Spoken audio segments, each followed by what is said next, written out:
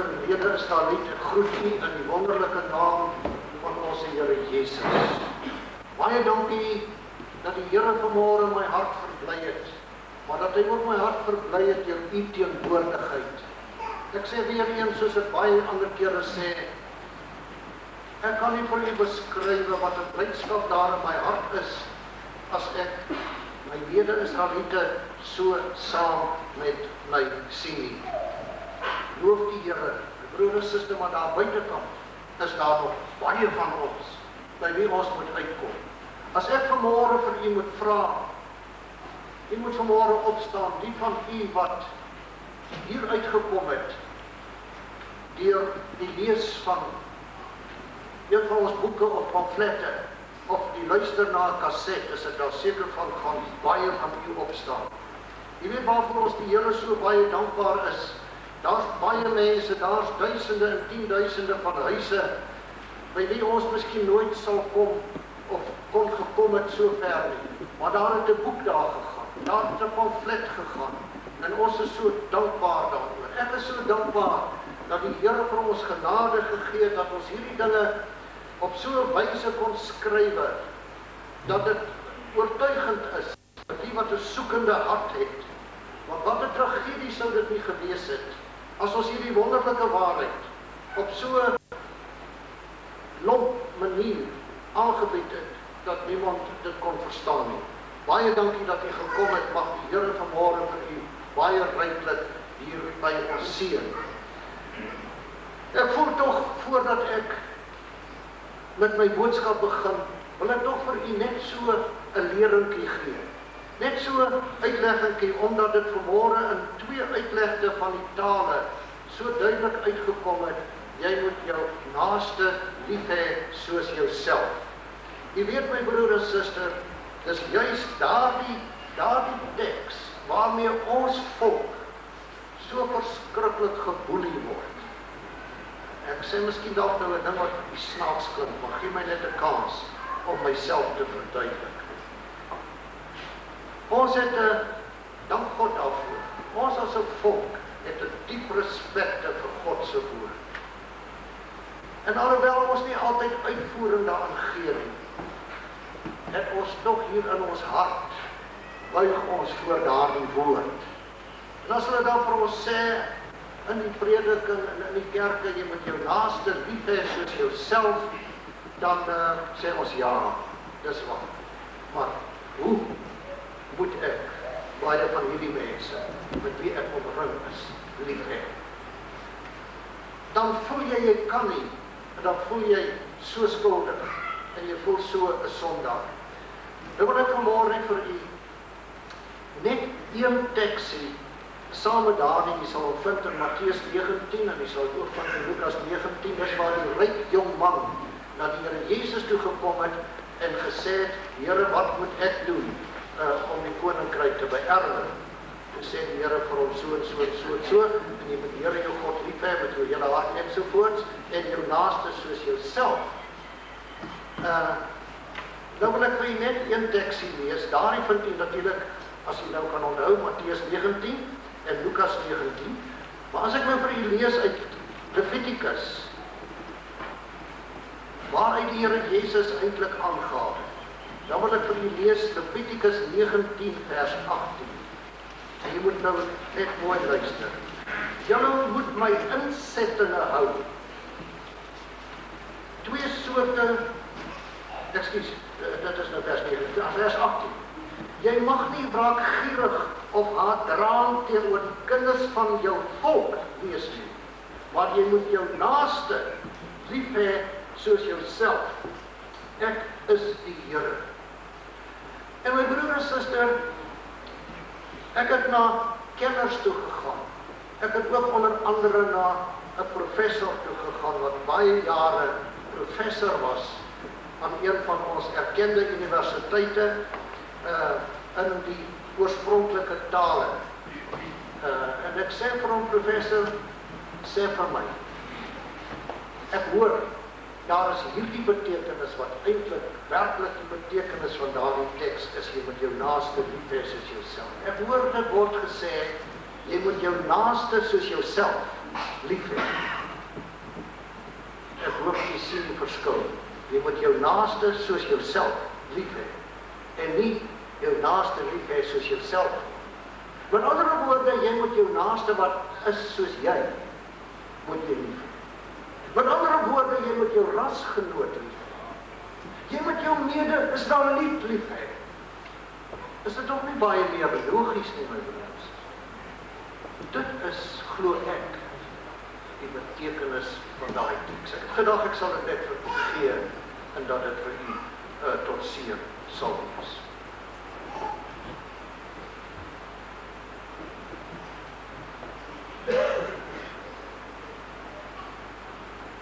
Nou wil ek nog net vir u ook sê, want weet dit is afgekondig en dit is baie duidelik vir u uiteengesit in die program. Ons sal baie bly wees as ons u by ons gelofte dagdiens kan sien. Ek weet daar's baie van ons wat met verlof gaan. Daar's baie uit hierdie gemeente wat met verlof gaan. Maar daar is tog baie wat ook nie met verlof gaan. En as jy miskien familie of vriende of kennisse het of wat ook al, probeer hulle aanspoor om na ons gelofte dagdiens toe te kom. My broer en suster, dis 'n baie belangrike afspraak wat ons met die Here het. Want ons voorouers het 'n eed voor ons God geneem. En hulle het dit geneem, ek weet daar is verskriklike twisgesprekke oor hierdie dinge. Kan ons nageslag verbind met ede en ooreenkomste wat ons gemaak het. Maar ek voel in my hart, ons is verbonde om daardie gelofte wat ons voorgeslagte gemaak het, op daardie verskriklike dag, waar dit 'n kwessie van lewe of dood was, en dat die Here so 'n groot wonderwerk gedoen het, om ons daar uit te red, op so 'n wonderbaarlike wyse, dat ons dit sal voel. En dit is ook weer vir ons 'n geleentheid om vir mense wat nog nie hierdie waarheid ken, vir hulle werklik die kern van die waarheid, waarom ons God se volk is, duidelik te maak.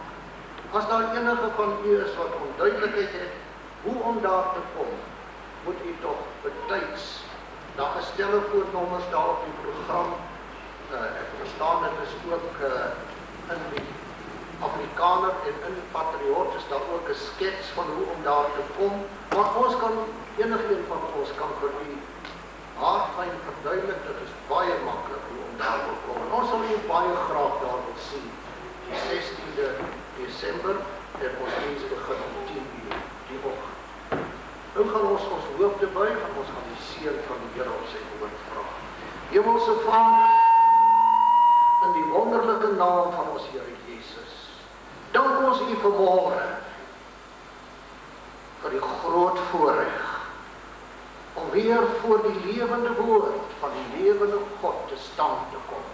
O, die Here, ons bid vanmôre dat ons nie dooie hoorders sal wees, maar lewendige hoorders, Here ons God met 'n ontvanklike hart, sodat wanneer die lewende saad geplant word, dit in 'n voorbereide akker sal val en sal opkom en vrug sal dra.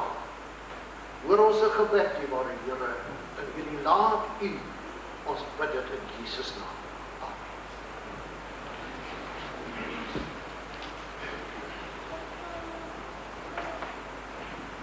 Liewe vriende,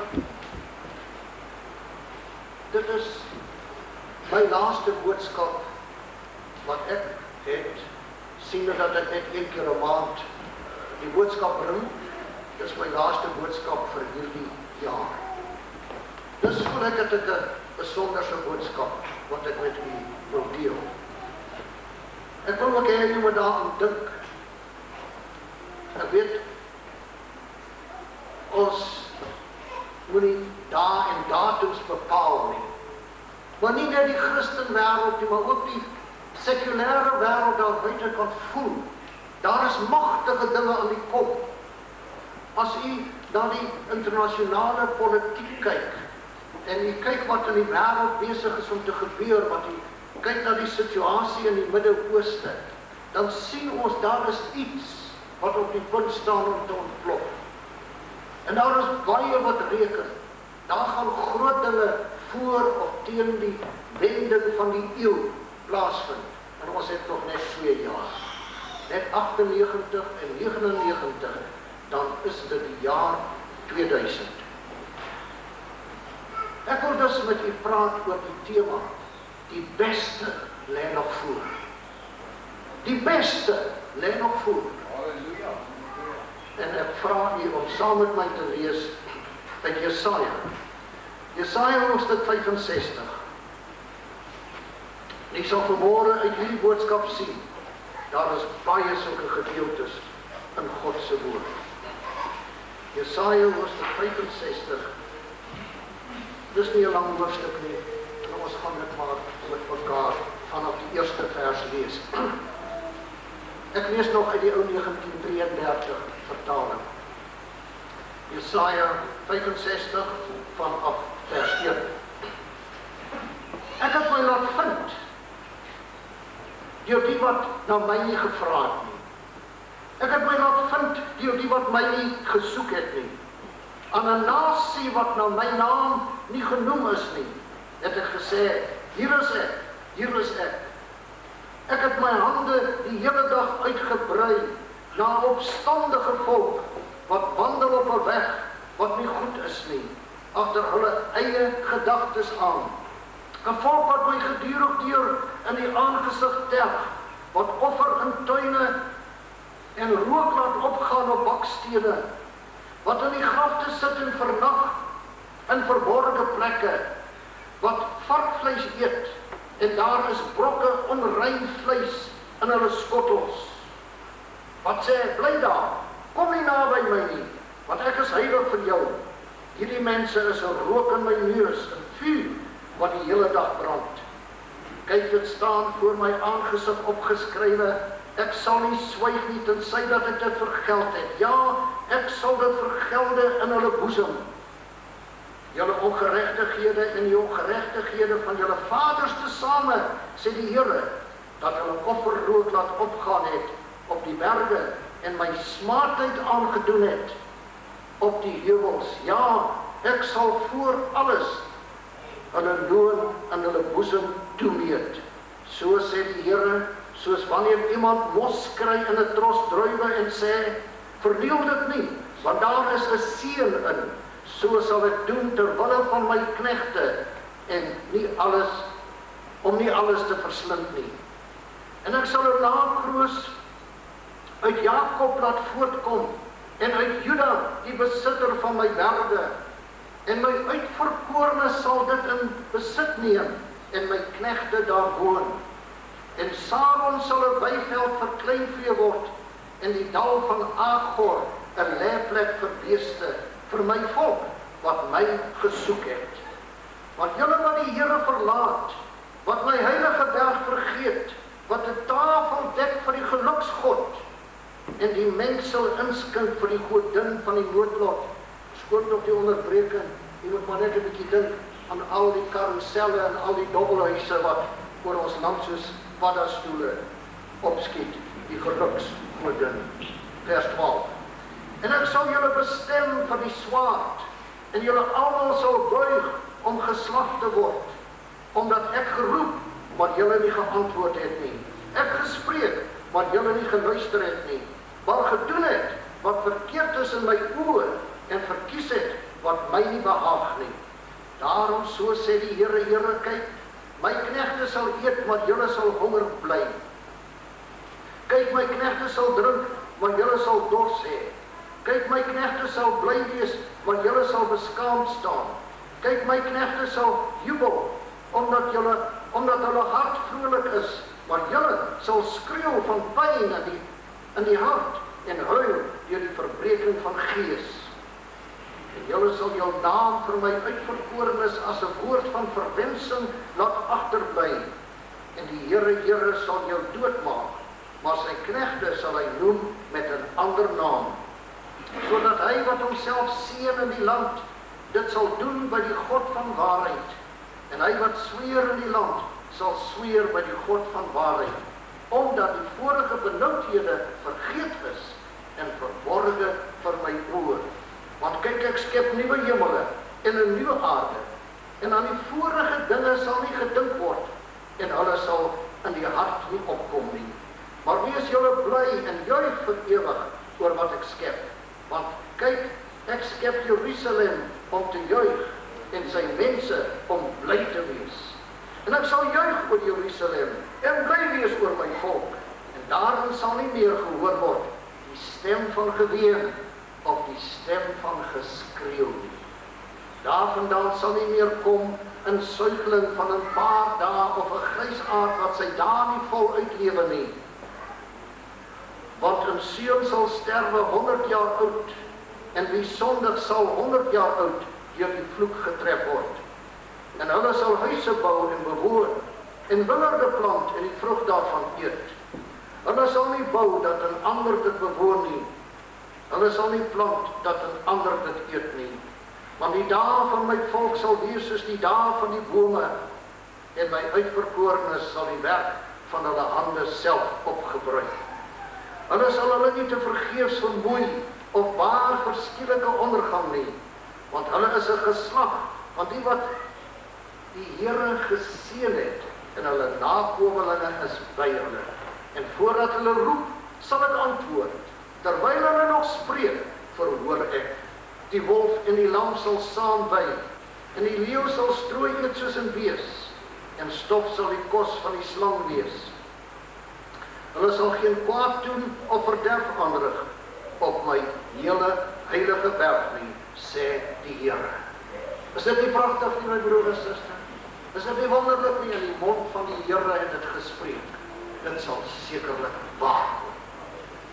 Prys hom.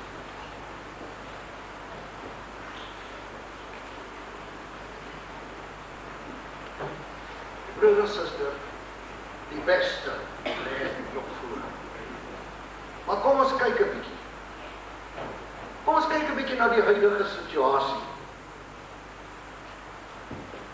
Ons het gekom aan die einde van nog 'n jaar. En u sal met my saamstem in baie opsigte is die einde van 'n jaar eintlik 'n baie neerslagtige tyd. Dis 'n tyd van hartseer. Dis 'n tyd van teleurstelling. Want ons kan terugkyk, baie van ons, ongelukkig, omdat ons in hierdie onvolmaakte wêreld lewe, kan ons terugkyk op baie mislukkings. Sommige wat baie seer maak. Sommige van ons het ons werk verloor. Wat 'n traumatiese ondervinding. En die wat nog werk het, hoe het ons werksomstandighede nie verander om saam met hierdie ander mense te werk, my broer en suster. Ons hele samelewing, ons lompheid en domheid en onbekwaamheid, of dit nou jou telefoonstelsel is, ekskuus tog, of baie ander omstandighede. Sommige van ons se huwelike het gestik. Dis 'n hartseer tyd. Sommige van ons se kinders het ons teleurgestel. Wat 'n verskriklike tyd is dit nie vir jong mense nie. Ons moet saam sien.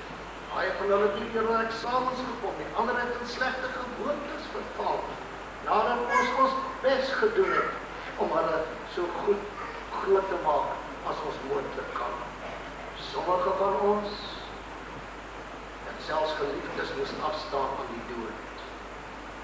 Dis nie 'n maklike tyd van die jaar, want dis 'n tyd van terugblik. Dis 'n tyd van terugkyk. Ongelukkig kan ons maar net terugkyk, meestal op onvolmaaktheid. Sal dit altyd so bly? My broer en suster, maar kom ons kyk nog 'n bietjie meer wat u baie mooi kan besef. Baie gaan met vakansie, maar daar's baie van ons wat nie met vakansie kan gaan, want ons kan dit nie bekostig. En ons lewens is eentonig. Volgende jaar is ek maar weer in dieselfde ou huisie, of in dieselfde woonstelletjie daarbo, dieselfde straat, dieselfde omstandighede, dieselfde werk. Sal ek nooit daaruit kom? Is daar vir my 'n toekoms? Is daar vir my 'n verwagting? Dis dinge wat deur ons gedagtes gaan.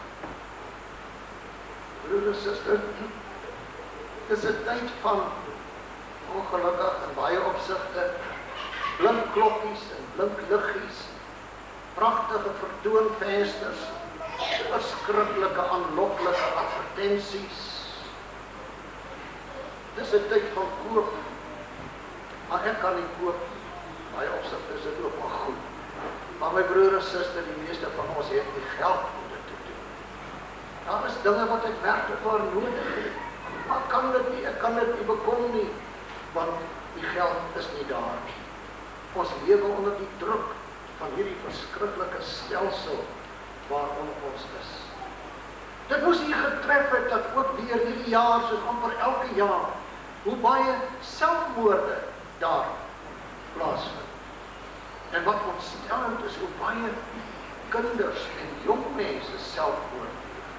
Pragtige, belovende matriekseuns en matriekdogters. En dan laat hulle 'n briefie agter. Ek sien die kans vir die groot mens wêreld. Want wat sien hulle? Wat hoor hulle? Werkloosheid. Waar gaan ek werk kry?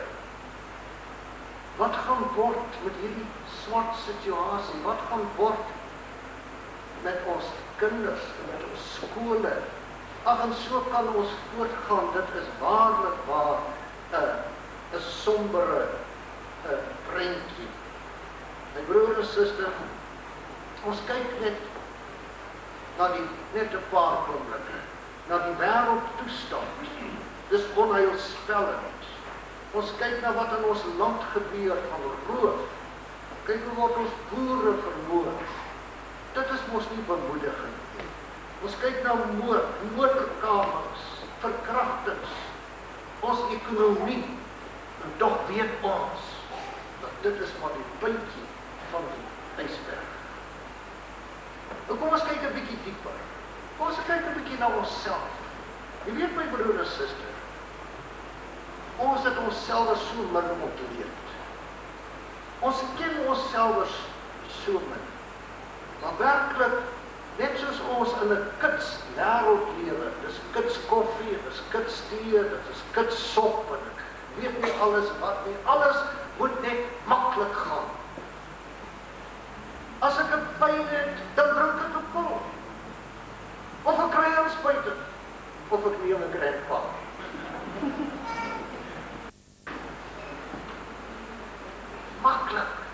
Maklik.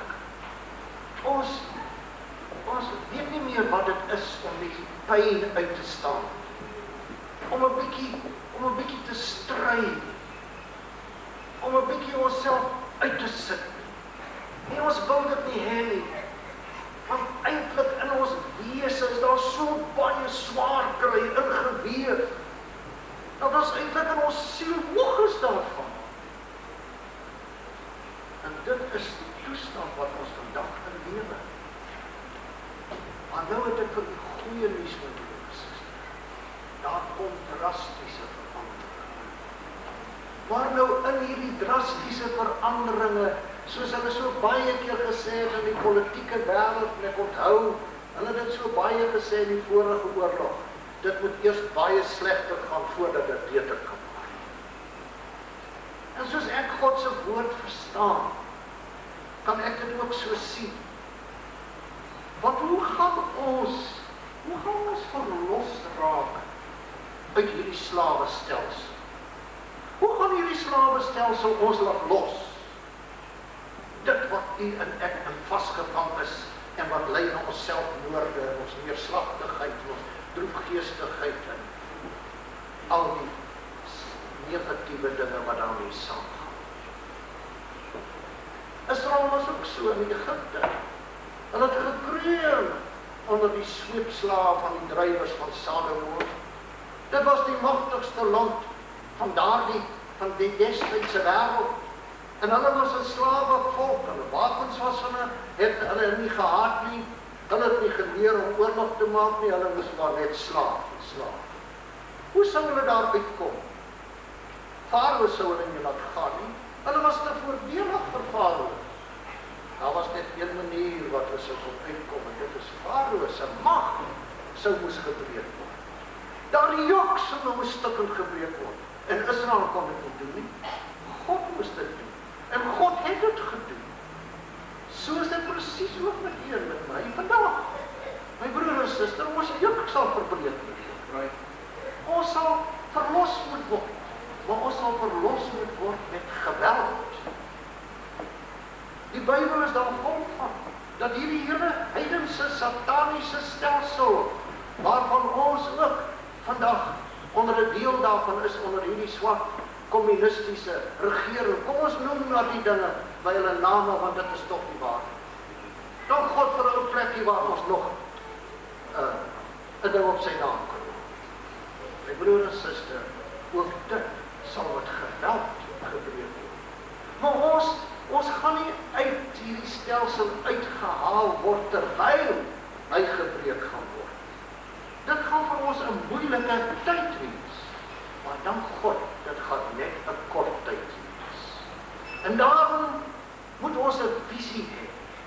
Ons moet 'n vooruitsig hê.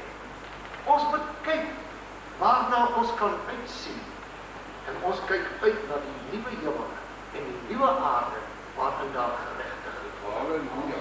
Daarom, u kan hierdie hele gedeelte as my teks hoofstuk neem, maar as ek vir u weer een versie mag noem as my werklike teksvers wat u kan probeer onthou vanmôre. En dit is Jesaja 65 en vers 17.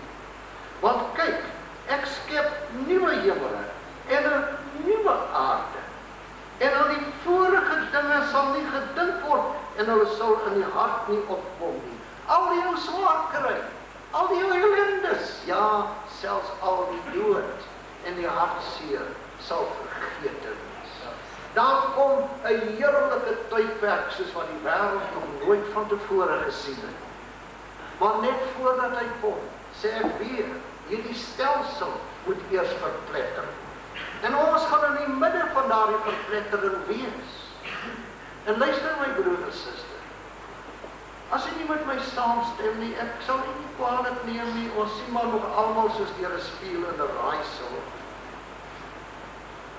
Maar soos ek dit verstaan, sal daar ook in die midde van hierdie omwenteling, in hierdie drastiese verandering waar God Farao in aanhalingstekens hierdie stelsel gaan breek en verpletter, om ons te bevry van die ekonomiese juk, van die politieke juk, van die rasse juk. Om ons daarvan te bevry moet dit vernietig word en ons sal daarin wees. Baie van ons gaan in die proses sterwe. Dis nog 'n ander probleem met ons, my broer en suster. Ek weet nie of u nou met my sal saamstem nie, maar u weet, ons lewe mos in 'n moderne eeu. Daar sterf baie min mense in ons huise. As iemand siek word hy hospitaal toegeneem, en hy sterf gewoonlik daar, in 'n ouertehuis of waar ook al. Ons voorouers se mense het in hulle huise gesterf. Ons kinders het daarmee groot geword. Dit was nie vir hulle so 'n verskriklike ding. Veral my broer en suster, omdat ons ook uit 'n gelowige geslag kom. Omdat ons voorouers geweet het, die dood is 'n verslaande vyand. Die dood is 'n oorwonne vyand, die dood is nie die einde van die paadjie. Maar in ons tyd van pille, grandpa's en inspuitings en al hierdie dinge, my broer en suster, is die dood. Goed, ons is by die begrafnis, maar ons het nie by 'n sterfbed gestaan. Ons weet nie werklik wat dit is. En ek voel, ons moet kyk na God se woord. God se woord is glad nie skaam, of glad nie geheimsinnig oor die dood. Want die dood is 'n oorwonne vyand. Dus in hierdie tyd van omwenteling, waar ons baie daarvan gaan sien ons dit dan nie soos ons boere vermoor word nie, sien ons dit nie in ons motorkapings nie, sien ons dit nie in ons huise wat ingebreek word nie, Ag my broer en suster, dis vir my 'n gruisame ding. Ek wil dit amper nie eers noem nie, maar om my punt tuis te bring. Wat nou 'n voorbeeld van hierdie man by Mitterrand nou die dag, ek dink sy het anders hoenderdels. In sy bed verwrig voor sy vrou. Dis mos 'n gruisame besigheid, dis mos iets verskrikliks. My broer en suster, ons lewe daarin. Ons lewe al klaar daarmee saam. Maar laat ons nou voorberei. Laat ons sien wat sê God se woord. En ek wil net vir u, voordat ek by die heerlikheid kom, van die beste wat voor lê, dis nog net 'n kort tyd, moet ons daarvoor voorberei wees. Ons moet daarvoor gestaal wees. Prys die Here. Ons moet die blydskap van die Here in ons harte kry. Maar kom ons kyk byvoorbeeld na hierdie feit dat die dood 'n verslaane vyand is. Ek wil net dit vir u ook noem. Ek het dit amper vergeet. U sien my broer en suster, die toestand wat ons nou in is 'n straftydperk.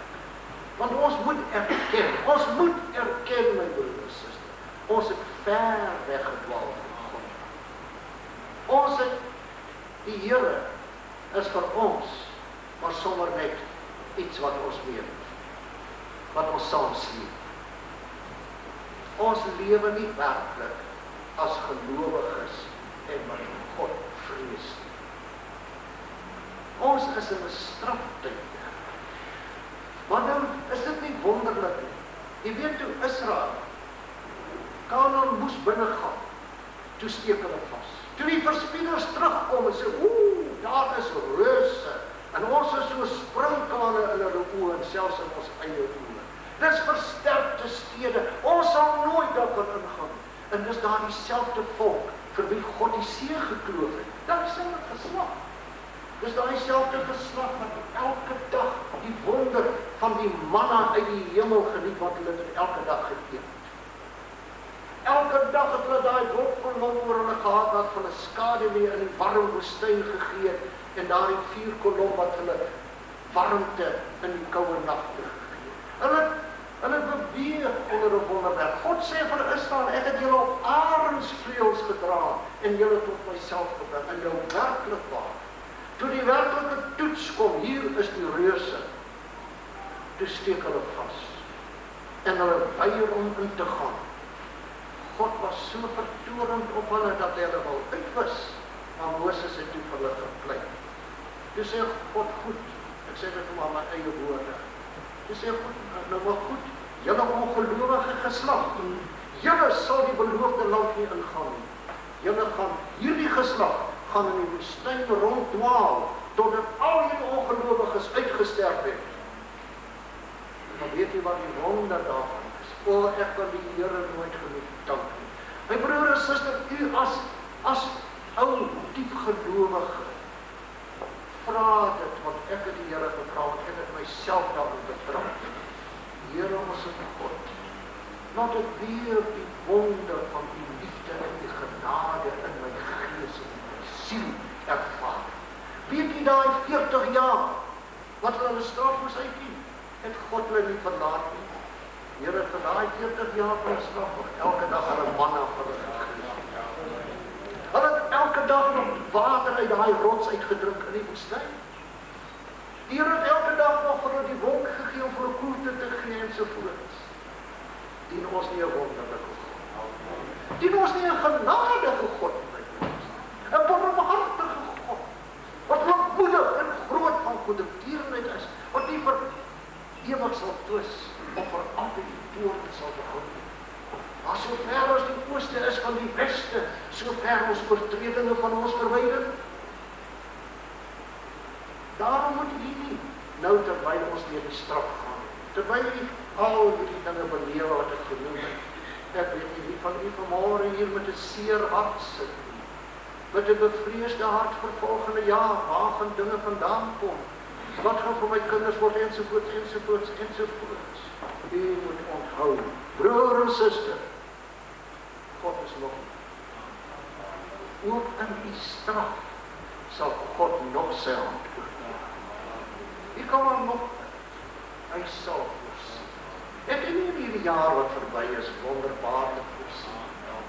As ek vanmôre moet vra dat ons moet opstaan en sê, hoe God van my tog, ten spyte van my omstandighede, in hierdie afgelope jaar onderneem het, glo ek van baie van ons vanmôre opstaan. En tog is ons in die straftijdperk. Prys hom, halleluja. Goed my broer en suster, ek moes dit net vir u sê.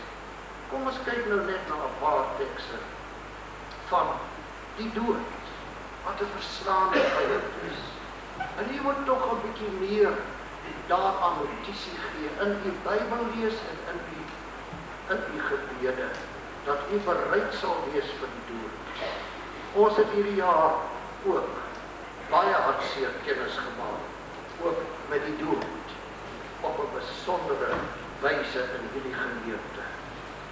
En die Here het vir ons die oorwinning gegee. Prys sy wonderlike naam. Ek lees met u uit Jesaja 25. Ek gaan maar net by die 7de vers begin. En hy sal op hierdie berg vernietig die uitgespreide sluier, wat al die volke omsluier, en die omhulsel waarmee al die nasies bedek is. Hy sal die dood vir ewig vernietig. Ja, my broer en suster, hy sal die dood vir ewig vernietig. En die Here sal die trane van alle aangesigte afvee.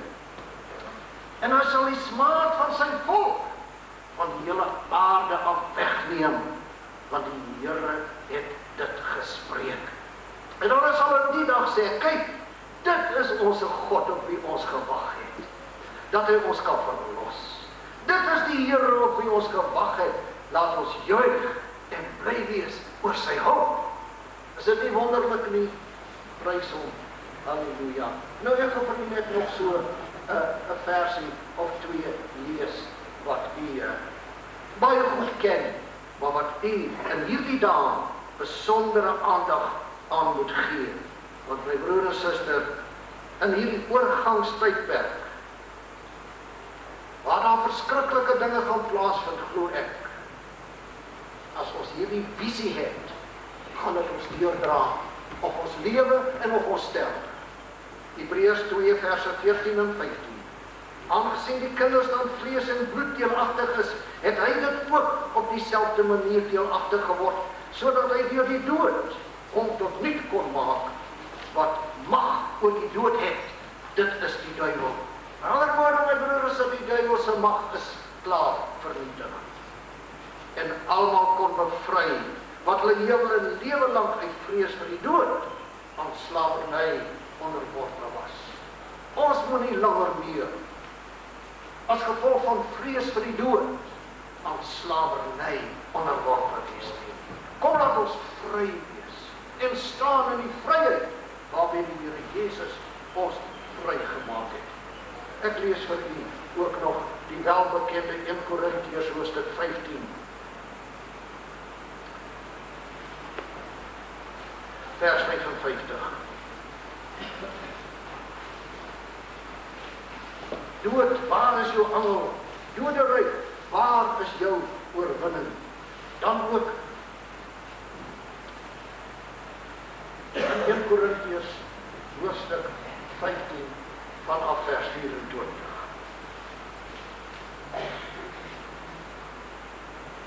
Daarna kom die einde, wanneer hy die koninkryk aan God die Vader oorgee, as hy alle heerskappy en alle gesag en mag vernietig het, want hy moet heers, want hy moet as koning heers, totdat hy al sy vyande onder sy voete gestel het. Die laaste vyand wat vernietig word, is die dood. Want hy het alles aan sy voete onderwerp. Maar wanneer hy sê dat alles onderwerp is dit duidelik dat hy uitgesonder is wat alles aan hom onderwerp het. En wanneer alles aan hom onderwerp is, dan sal ook die Seun self hom onderwerp aan die Heer, wat alles aan hom onderwerp het, sodat God kan wees alles in almal. Luister nou net mooi 'n bietjie, my broer en suster. Hier is 'n paar belangrike dinge wat ons moet verstaan. In hierdie oorgangstyd, na die nuwe hemele en die nuwe aarde, waarin geregtigheid woon, waar die wol van die lam saam sal wy en al die trane van ons oë afgevee sal word, is daar 'n paar belangrike dinge wat ek glo, hierdie geslag, waarvan u en ek 'n deel is. Miskien dalk sal 'n paar van ons ou mense van my ouderdom, ek hoop ek sal ook daar wees. Maar dalk is my tyd net verby, maar nie die tyd. Dis die wonderlikste tyd om in te lewe. In hierdie geweldige oorgangstyd, waar God hierdie moderne farao se mag moet verbreek. En my broer en suster, daar's verskriklike dinge wat die Bybel van praat. En ons sien mos die verskriklike dinge wat die mens toe in staat is, met sy kernbomme. En ons lees nou die groot probleem in Irak is nou, volgens soos die propaganda dit vir ons sê, is die biologiese en die chemiese vermoë van Irak, waar hulle 'n kapsuletjie van hierdie biologiese goed voor 'n stad kan los en 100.000 mense sterf aan die pes of die siektes. Dit is 'n verskriklike tyd. Dit is so 'n tyd dat die Here Jesus sê in Matteus 24 vers 22, dan sy daardie dae verkort word, sal geen vlees gered word. Maar terwille van die uitverkorenes wat u en ek is, sal daardie dae verkort. Nou ja goed, dit is die tyd. Dit is die dinge wat gaan plaasvind. En die groot moment wat hierdie dinge dan gaan klimaks as het ware, gaan die wederkoms van ons Here Jesus wees. Want dit is alleen sy koms wat hierdie wêreld gaan red van om homself te vernietig. Maar dan kom hy en hy sit alles stop en dan kom neem hy leisels in sy hande. Prys die Here. En dan kom 'n regering. Broer en suster, wil jy nie ook graag saam met hom regeer in daardie dag nie? Prys die Here, wil hy nie graag behoue deurkom deur al hierdie dinge nie? Hy het vir ons beloftes gegee dat dit kan gebeur. Hy het gesê, net met julle oë sal julle vergelding van die goddelose aanskou, maar dit sal nie naby jou kom nie. Psalm 91. Hy sê 1000 sal val aan jou sy en 10.000 aan jou regterhand, maar dit sal nie naby jou kom nie. Hoekom neem ons God nie op sy beloftes nie? Hoekom neem ons God nie op sy woord nie, my broer en suster? Dan wag daar vir ons 'n heerlike en opwindende tyd. Nou goed, Jesus neem dan die leisels oor. Maar die wêreld is nog nie heeltemal onderwerp nie. Sy wat terwille van ons paar Engelse woord is ook vir ons, the world is not yet subdued. My broer en suster, dit gaan 1000 jaar duur. 1000 jaar van Jesus se regering. In daardie tyd is alles in chaos. Maar dan het hy die oordeel stopgesit. En van daar af is dit die vrede en die wat saam met hom regeer. Daarom praat hy van 'n suigeling wat sal sterwe 100 jaar oud. So daar sal nog dood wees gedurende die regeringskap van ons Here Jesus. Want hierdie wêreld is nog nie onderworpe nie. Dit gaan 'n tyd neem. Maar in hierdie tyd regeer Jesus en die klimaat word herstel. Die reën begin weer val op sy tyd. Die peste en die siektes het verdwyn. Wat 'n wonderlike tyd is dit om te lewe en na vooruit te sien. Ag, as u nou die Bybel deurgaan en u gaan ook die kerkgeskiedenis deur. Dis te wonderlik. Weet u wat in die martelare deurgedra, my broer en suster, dat hulle daai verskriklike dood kon sterwe aan die brandstapel en gewond met diere gegooi word? Hulle het 'n visie gehad. Hulle het hierdie dinge geglo. Hulle het geglo dat, goed, ek sterf nou. Jesus het gesê, Matteus 10 vers 28, Hy het gesê, moenie bang wees vir die wat die liggaam kan doodmaak, wat daarna niks meer kan doen nie. Vrees hom die mister wat liggaam en siel in die hel kan verderwe. Vrees hom. En dit is wat hulle geglo het, en dit is wat hulle deurgedra het. Ag, al was die pyn verskriklik vir 'n tydjie. Ander kant, wag die heerlikheid. Hulle het dit geglo. As u nou mooi moet kyk vandag na ons mense, en selfs na uself, wat dra u deur? Wat is u krag? Wat is u sterkte?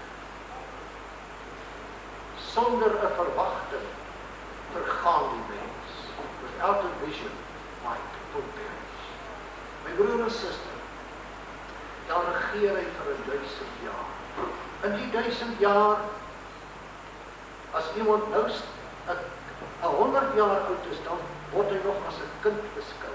Daardie lewensduurte van wat ons van lees voor die sonvloed gaan terugkom, want dit sê die dae, vers 24, dat is, ander dit weet nie, want die dae van my volk sal wees soos die dae van die bome, en my uitverkorene sal die werk van hulle hande self opgebruik. Ons sal weer lank lewe in die 1000 jaar, maar die dood is nog nie verslaan. Die dood se einde kom aan die einde van die 1000 jaar. Nadat Christus hierdie hele aarde en natuur en alles herstel het, dan vat hy hierdie aarde en hy gee dit terug aan die Vader. Hy sê, Vader, hier is dit. My werk is voltooi. Dan het ons gelees, dan gee hy homself oor aan die Vader, sodat Christus kan wees alles en in almal. Ons moet net ons plekkie daar hou. Ek wil net vir u 'n teks wys. My broer en suster, u sal teen hierdie tyd verstaan.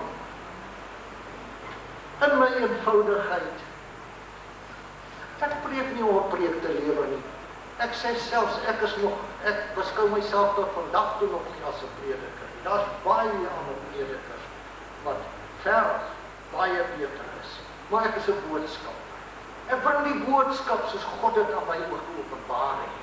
Maar ek wil hê jy moet hierna kyk wat u miskien nog nie so aangedink het. In Sagaria 14 vers 9 en Sagaria 12, 13 en 14 praat oor die verskriklike oordeele en verwoesting van hierdie eindtyd waarin ons lewe.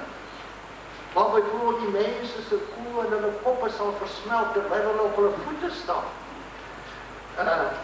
Maar in Sagaria 14 vers 9, en die Here sal koning wees oor die hele aarde, want die dag sal die Here een wees en sy naam een. Daar is so 'n verskriklike gestryery onder Christene oor 'n drie-enige God, een naam God, sy naam is net Jesus, of sy naam is net soos baie sê, Jahweh, en daarom trek daai uitspraak is niemand seker nie, hoor. Maar dis een. En baie beskuldig ons en sê, o ja, julle ontbid ons drie gode, Vader, Seun en Heilige Gees. Ons sê nie, dit is een God, maar hy moes homself manifesteer as Vader, Seun en Heilige Gees, juis om hierdie aarde weer te red en terug te bring tot homself. Nou ek glo hier waar ons gelees het in 1 Korintiërs 15 vers 28, dat nadat hy alles aan homself onderwerp het, ek wil toch net weer vir u lees.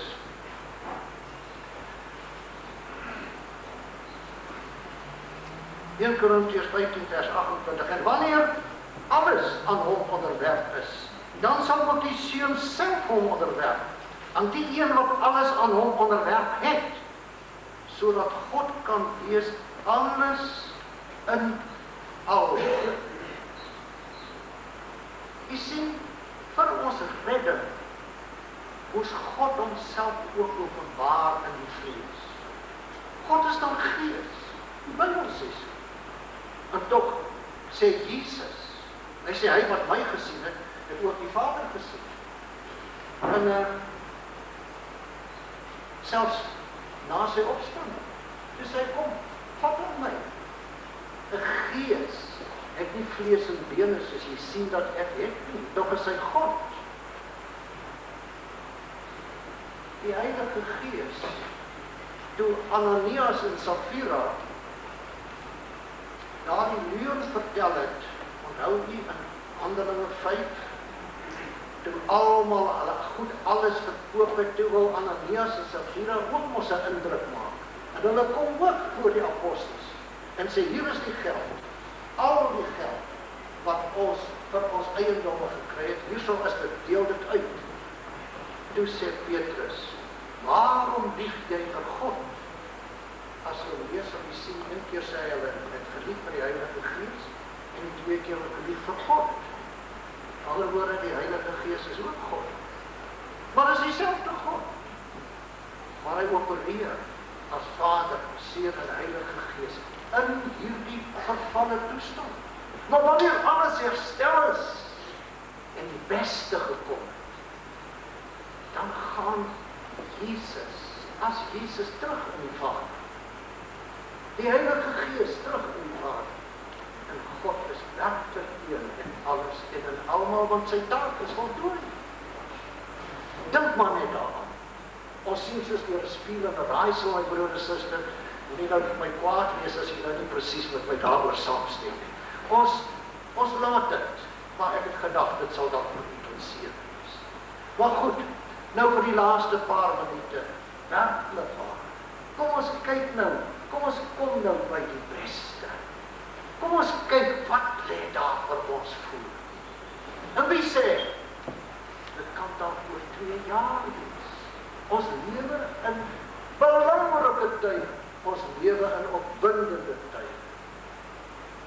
Net weer eens, my broer en suster, u sal met my saamstem. Hierdie stelsel soos hy aangaan, kan ons nie baie langer meer duur. Nie een van ons kan dit verdra nie. Net soos Israel dit nie meer kon uithou. Toe kom die Here af, lees tog weer Exodus 2. Dis vir my so pragtig, dis vir my so persoonlik. God is mos alomteenwoordig, is dit nie waar? Ons glo so. Maar, nou moet jy mooi kyk. Die Here sê in Exodus 2, kom laat ons afgaan. Laat ons neerdal en kyk wat daar aangaan met ons volk. Ons God kom kyk met ons. Ek glo dit. Hy kom kyk werklik. Dinge gaan sleg hier met u en met my. En hy sê, dis die einde. Ons lewe in so 'n oorgangstyd. Nou maar goed. Ons kyk na die einde van die boek. Pastoor Frik is so lief om te praat van die einde van die boek. Ek ook hoor. Prys die Here. Jy weet, elke goeie boek het ons sy klimaks. En jy kry hom hier in die laaste hoofstuk. Partykeer op die laaste bladsy. Maar dan was jy al skelp dat jy lang al gekyk, jy moes dit nie gedoen het. Jy het jou hele pret bederf. Maar jy kan wat hierso kyk, jy sal nie die pret bederf. Kom ons kyk, wat is die beste wat voor. En ek glo, dis naby. Ons kyk na Openbaring 21. Ons lees so 'n paar verse, vanaf die eerste vers. En ek het 'n nuwe hemel en 'n nuwe aarde gesien. Dis mos wat ons in Jesaja 65 ook gelees. Ek het 'n nuwe hemel en 'n nuwe aarde gesien, want die eerste hemel en die eerste aarde het verbygegaan. En die see was daar nie meer nie. En ek, Johannes, het die heilige stad, die nuwe Jerusalem, sien neerdaal van God uit die hemel toeberei soos 'n bruid, wat vir haar man versier is. En ek het 'n groot stem uit die hemel hoor sê, kyk, die tabernakel van God is by die mense. En hy sal by hulle woon, en hulle sal sy volk wees, en God self sal by hulle wees as hulle God. Nou voor ons verder lees, kyk net 'n bietjie hier. En so moet u die Bybel lees. En die Bybel sal vir u die opwindendste boek van alle boeke word, soos hy behoort te wees. U moet nou kyk, u weet my broers, is dit die prediking, selfs onder gelowiges en ernstige mense. Die hele tendens van die prediking is ons gaan hemel toe. Ons gaan na God toe. Maar weet jy wat is die tendens van God? Van die woord? Die woord is God kom na ons toe. God kom na ons toe. God het dan vir Adam op die aarde geplaas. En God het met Adam in die tuin gewandel. Die Here het nie vir Adam gesê, nou kom kuier vir my in die hemel. Wie weet, dan kan hy dit gedoen. Ons weet, maar my broer en suster, God het na Adam toe gekom. God kom na die aarde toe, die tabernakel van God is by die mens. En hy sal by hulle kom woon, en hulle sal sy volk wees, en God self sal by hulle woon as hulle God. Nou hou die plek daar, ons kom terug daarna toe. Kom ons gaan nou na Esegiel 37, die pragtige hoofstuk oor die vallei van die doodsbeendere. Dan sê die Here daar in Esegiel 37, hierdie bene, kom ons lees dit. Ons lees vers 11, vers 10. En ek het geprofeteer soos hy my beveel het. Toe die Gees in hulle gekom en hulle het lewendig geword en op hulle voete gaan staan, 'n ontsaglike groot leeu. Toe sê hy vir my, mensekind, hierdie bene is die hele huis van Israel. En dis waar wie net van deel is. Ons is die huis van Israel in die lewende vandag. Ons is eintlik ook 'n klomp dooie bene. Die hele huis van Israel. En hulle sê, ons bene is verdor en ons verwagting is verlore. Dit is klaar met ons. Is dit nie wat ons vandag sê nie? Vers 12. Daarom profeteer en sê vir hulle, so spreek die Here, kyk, ek sal hulle grafte oopmaak en julle uit julle grafte laat opkom, o my volk, en ek sal julle bring in die land van Israel. So broer en suster, ons gaan nog terug na ons beloofde land toe ook hoor. Prys die Here. Goed, nou, nog Esegiel 37. Ons kyk nou na verse 27 en 28. Ek wil nou vir u wys. Onthou jy nog ons het hier in Openbaring gelees? En God self sal by hulle wees en hulle God wees. En hy sal by hulle woon en hulle sal sy volk wees. Dis Openbaring 21 vers 3. Kom ons kyk nou na Esegiel 37 verse 27 en 28. En my tabernakel sal oor hulle wees. En ek sal vir hulle 'n God wees. En hulle vir my 'n volk wees. En die nasies sal weet, ja ook die heidene nasies wat oorgebly. En die nasies sal weet dat ek die Here is wat Israel heilig, as my heiligdom vir ewig onder hulle sal wees. Halleluja. Is dit nie heerlik nie? Stem jy nie met my saam die beste lê nog voor nie? Sekerlik my broer en suster, sekerlik halleluja, prys die Here. Maar ons lees nou 'n bietjie verder in Openbaring 21. Ons lees vanaf vers 10. En God sal al die trane van hulle oë afvee.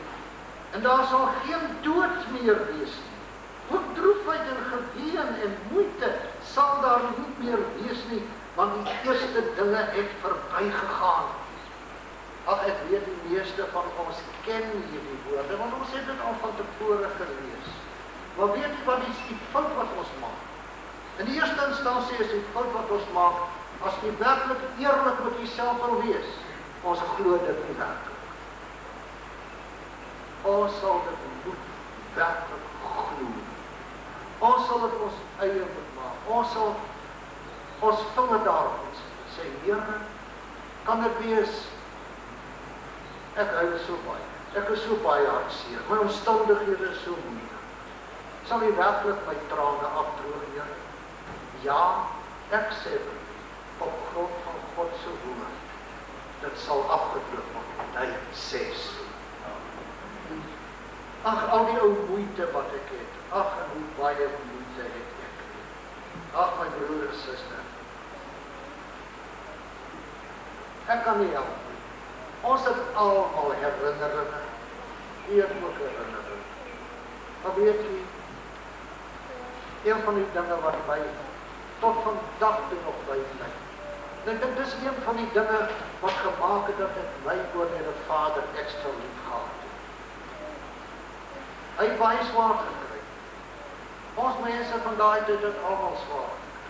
Hoe moes hy sukkel? Hoe moes hy sukkel met beeste wat bly lê? Ag, wat moet jy doen? Die paarde wat jy moet inplak, die sakke onder die mense, party van die wat broerseuns en dogters is, sal dalk nog weet wat dit beteken. En die kos wat vir hulle gegee word. En die swartes wat in daardie tyd al so moedswillig was. Ag, en dan breek hierdie ding, dan breek daardie ding. En nou was hy nog 'n sieklike man. Ag, watter moeite het hy nie gehad. En ek sê, Here, dit sê hierso,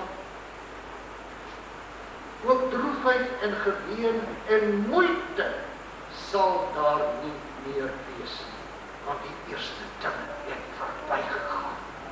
Die beste lê nog voor. Is dit nie heerlik? Is dit nie wonderlik nie? En hy wat op die troon sit het gesê, kyk, ek maak alles nie was. En broer en suster, u sal dalk ook hierdie tyd van die jaar graag 'n nuwe ding wil hê. Miskien party van die vroutjies hier so dalk 'n nuwe wasmasjien. Of 'n nuwe mikrogolfoon. Of dalk 'n nuwe motorkar, daar op kar wat vir jou so baie moeite gee. My broer en suster, nie net 'n ou kar nie net 'n ou mikrogolfoon of 'n wasmasjien, sommer alles. Ek maak alles nie. Prys die Here. En ek glo dit is nie ver. En hy het vir my gesê, skryf, want hierdie woorde is waaragtig en betroubaar. Broer en suster, watter woorde in hierdie ou wêreld vandag is waaragtig en betroubaar? Selfs daai woorde wat kamekastig onderteken is, verseël is miskien met 'n regeringsstem. Waar is al die beloftes in die politiek wat aan ons gemaak is? Waar is al daardie woorde? Ag, my broer en suster, net nou beskuldig vir my dat ek weer politiek praat, maar u weet self wat die beloftes daar aan ons gemaak is. Nie een van hulle is waar. Maar hierdie woorde is waaragtig en betroubaar. En hy sê vir my, dit is verby. Dit beteken dit is volbring. En ek glo, hier is die stempel. Hier is die watermerk. Ek is die Alfa en die Omega, die begin en die einde. Dit is sy stempel. Ek is die Alfa en die Omega, die begin en die einde. Aan die dorstige sal ek gee uit die fontein van die water van die lewe, verniet. En luister nou, u wat weer so baie moeite, so baie stryd het, so baie hartseer het, suster. Hy wat oorwin, sal alles beërf. Ons kan ons nie oorwin, as daar nie iets is om oorwin te word. Daarom, broer en suster, dit wat u mee worstel op die oomblik, wat jou situasie ook al mag wees, hoe onmoontlik dit ook al mag wees, neem die Here vanmôre op sy woord, en sê, hy sal my trane afdroog, my moeite sal verdwyn, my verdriet sal nie meer daar wees nie, want hierdie woorde is waaragtig en betroubaar. Hy wat oorwin, sal alles beërwe, en ek sal vir hom 'n God wees, en hy sal vir my 'n seun wees. Wat 'n Vader en wat 'n seun. My broer en suster, ons sal anders wees. Hierdie verganklike sal met onverganklikheid bekleed, en hierdie sterflike met onsterflikheid. Loof die Here, want hy het dit beloof. O, so kan u, ek het nog 5 minute, as u nog krag het en geduld om na my te luister, dan neem ons nog hierdie 5 minute. Neem byvoorbeeld Jesegiel 34, en daar is so baie. En ek sal een herder, dis vers 23, en ek sal een herder oor hulle verwek, en hy sal hulle oppas, naamlik my knegt Dawid. Hy sal hulle oppas, en hy sal vir hulle 'n herder wees. En ek die Here sal vir hulle 'n God wees. En my knegt Dawid 'n vos onder hulle. Ek die Here het dit gespreek. Ek sal 'n verbond van vrede met hulle maak. En die wilde diere uit die land laat verdwyn. En hulle sal veilig bly in die woestyn en slaap in die bosse. Ag my broer en suster, ek praat nie eers van diep vere nie. Ek praat nie eers van vreeslike eisters voor ons deure nie. Jy kan sommer in die bos gaan slaap. En ek sal hulle in die plekke rondom my heuwel 'n seën maak. En die stortreën laat val op sy tyd. Stortreëns van seën sal dit wees. Ag, hoeveel van ons boere moes dit al so dikwels sien deur die jare. Staan jou oeste pragtig op die lande. Die mielies in die saad, dan kom die reën net nie. En jy was so naby aan 'n pragtige oes, is alles verby. Dit sal nie meer so wees nie, want die reën sal op sy tyd wees. Stortreëns van seën. Is dit nie die beste wat voor lê?